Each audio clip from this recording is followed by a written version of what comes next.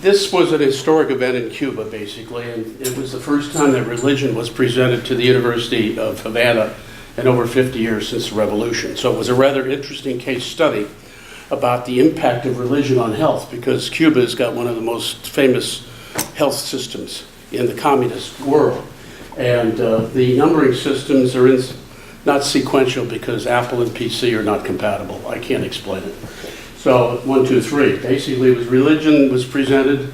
The Archdiocese of Havana co-sponsored this with the University of Havana. That was the second thing that was historic. The third was that the Cardinal Ortega of Havana was present. The conference venue was the 7th International Symposium. It was on brain death and disorders of consciousness. And spirituality and health session took up 1 day. And it was held, ironically, at the Trip Havana Libre Hotel, which was where Fidel Castro held his office during the revolution. He confiscated the Hilton Hotel. And this was only 3 weeks after the Pope visited. We were invited by Calixto Machado, who organized this symposium, to present this. And I'll be honest with you, when I first was approached on it, I gave a very spiritual and loving answer. I said, "Are you out of your mind presenting religion to the University of Havana?" But they felt they were ready. And so the philosophy was there would be interfaith perspective as much as possible, no proselytizing, and mostly empirical research. And it had to be organized such that it fit into the venue of this neurological symposium. And it had to consist of people that had some religious and neurological background. And it had to be done by people that were willing to give their time pro bono. We had 3 months to put it together. So it was rather difficult, but we did it.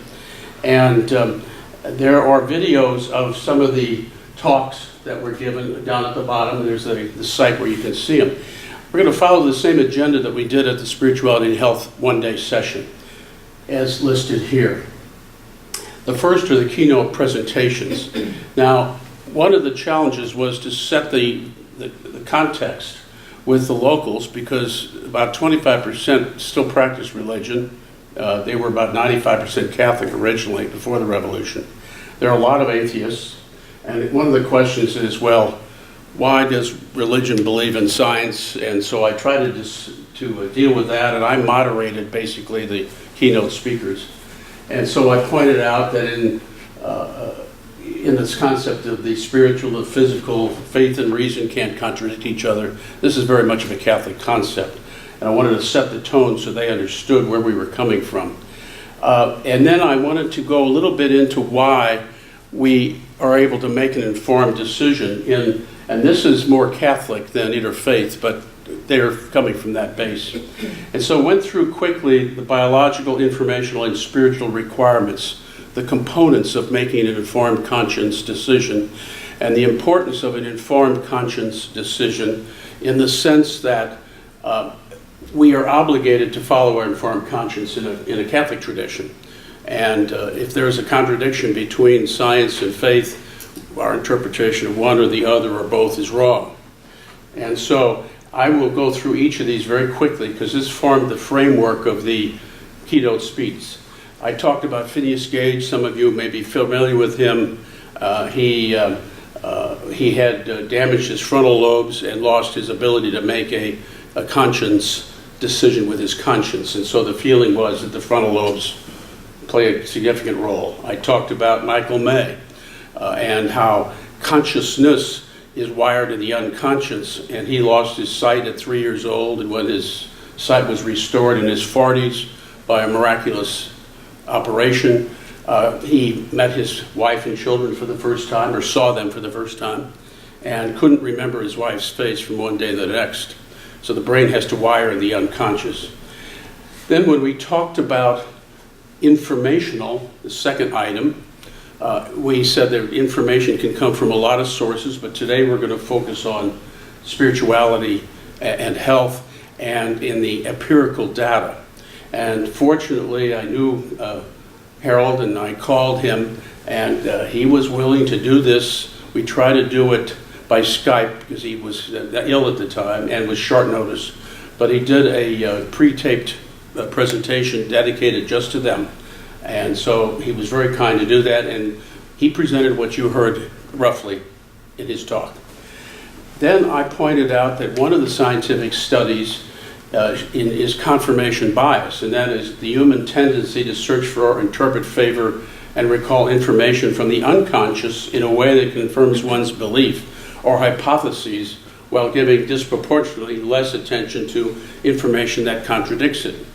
The point here is that you may have scientific information and data that we've all been studying, but we start with a biased approach. The question is, how do we deal with this, knowing that this is scientific true? And I think from the Christian concept, this is about as close to original sin as you can get from a scientific standpoint. And so the bias antidotes we talked about were psychotherapy, science, and prayer.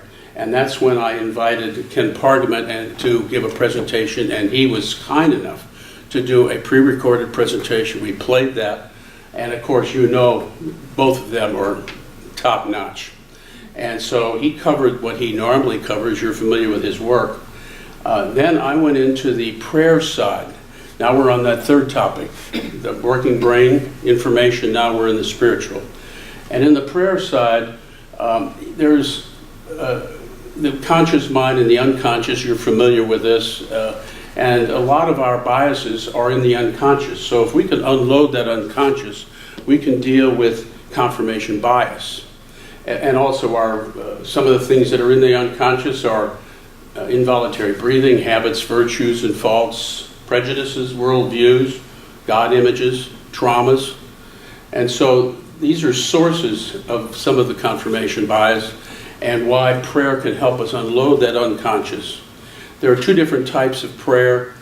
Typically across all belief systems, there's discursive or cataphatic, which is more of a guided meditation as an example.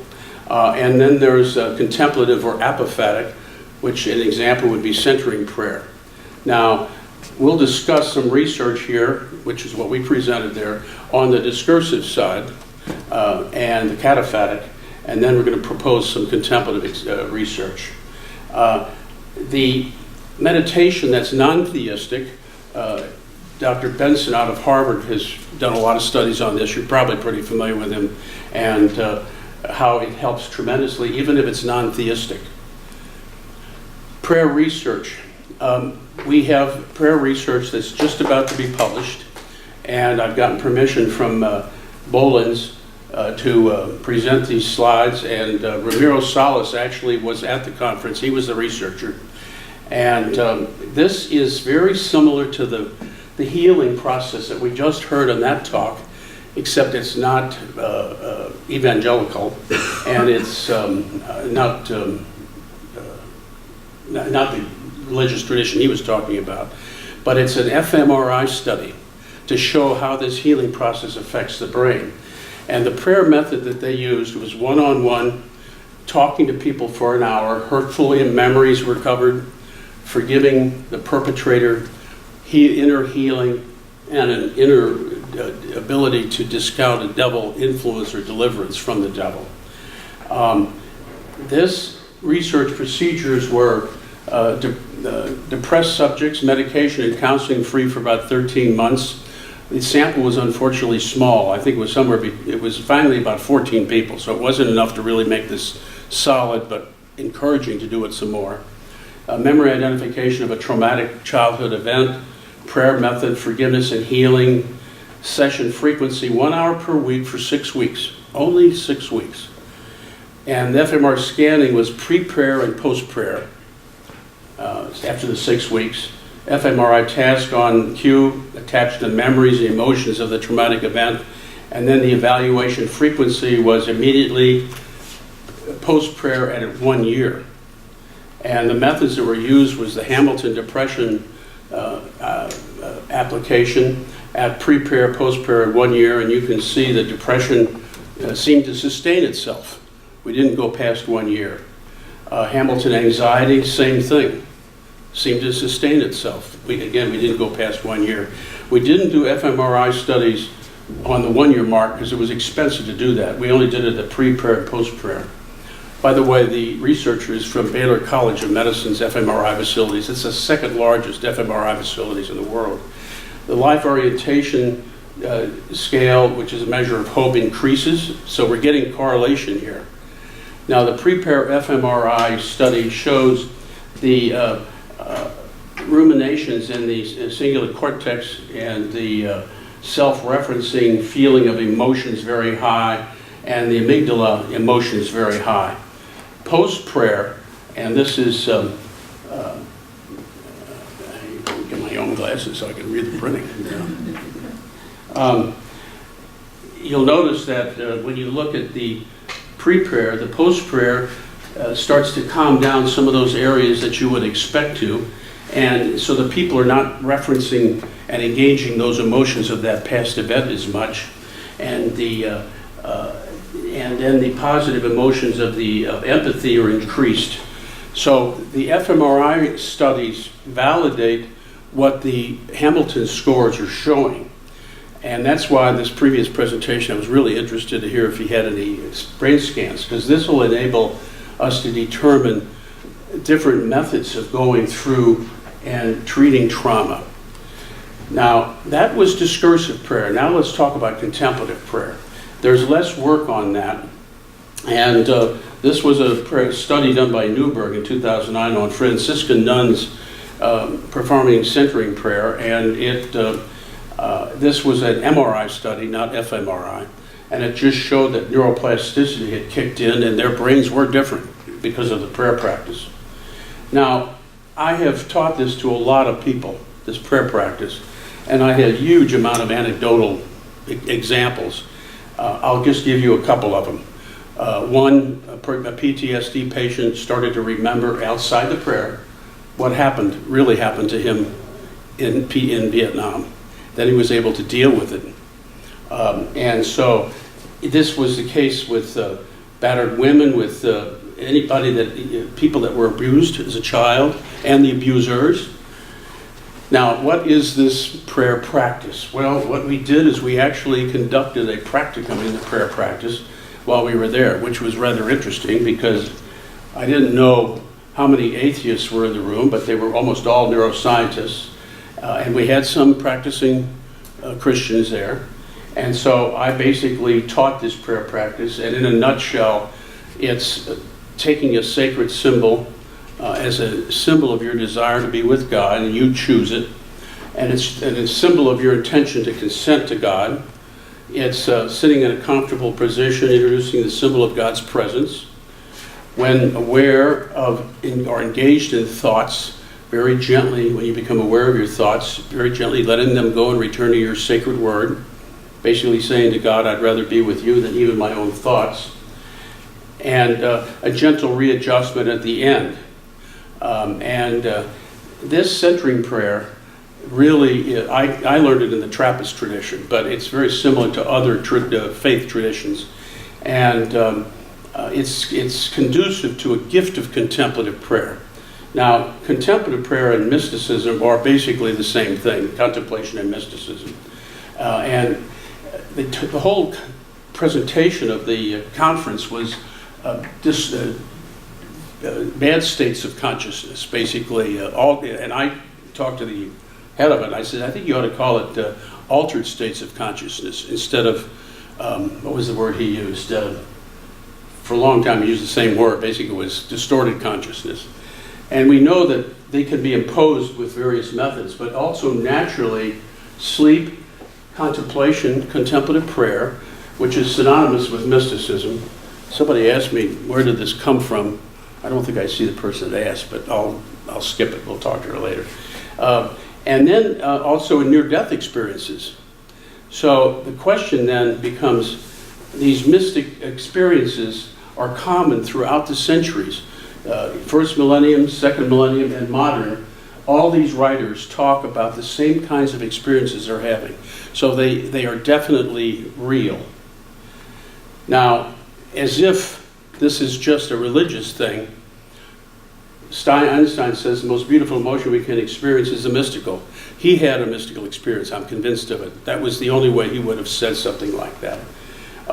We've heard about William James a lot. Well, he categorized some of the attributes of these mystical experiences: language inadequate, non-conceptual knowledge, brief duration, non-volitional passivity, etc.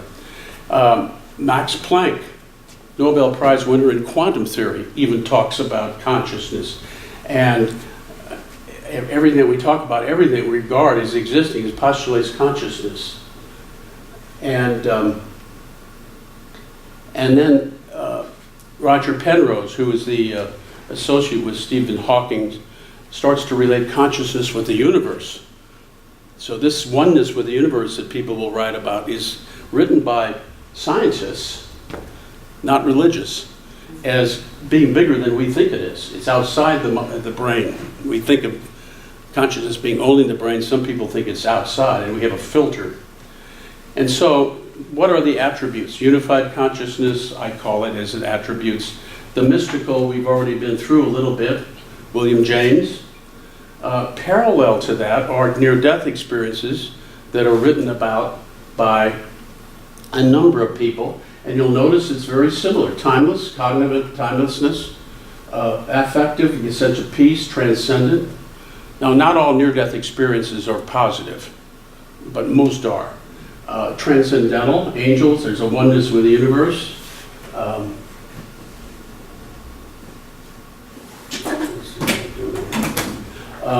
And then outside the body, a paranormal experience is very common. And in mystical experience, the people I've taught it to, I've observed people having out-of-body experiences. Ecstasy, basically, is an out-of-body experience. I've never seen this parallel like this in a slide, but these are very similar to the descriptions of the singularity at the beginning of the universe. There's timelessness outside time, because there's no light at that singularity at the beginning of the universe, so there's no time. It's perfectly ordered. Entropy is zero. There are four forces that we know of, and they're unified at the Big Bang, very similar to the descriptions of mystical and near-death, and dimensionless, because at the singularity it basically had no length, width, or depth. So very interesting, not scientific, more anecdotal at that point in terms of comparing them, but the information is consistent.